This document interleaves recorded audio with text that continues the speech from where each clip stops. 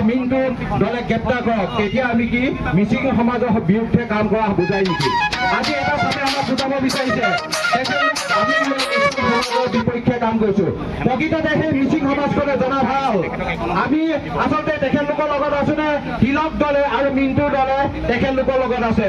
আজি ভোটকেৰুৱা দলত তেখেতৰ বুকুচাত উঠি আজি শাসকীয় দলৰ বিধায়ক হৈ মন্ত্ৰী হৈছে আজি তেখেতলোকে নিজৰ কাৰণে কৰিছে নে মিচিং সমাজৰ কাৰণে কৰিছে এইটো আপোনালোকে নিজে জানি লওক আজি তিলক দলে আৰু মিন্টু দলে তেওঁলোকে যি ধৰণৰ বক্তব্য আগবঢ়াইছে তাৰ পৰা প্ৰকাশ পায় যে তেওঁলোকে সেই তেখেতলোকক ব্যৱহাৰ কৰিছে আৰু তেখেতলোকক ব্যৱহাৰ কৰি আহিছে সেই আমি কৈছো তেখেতলোকক শাস্তি দিব লাগিব যে এই ঘটনাই যে একেবাৰে শেষ ঘটনা হয় তাৰ ব্যৱস্থা কিন্তু অসম চৰকাৰ অসম পুলিচে কৰিব লাগিব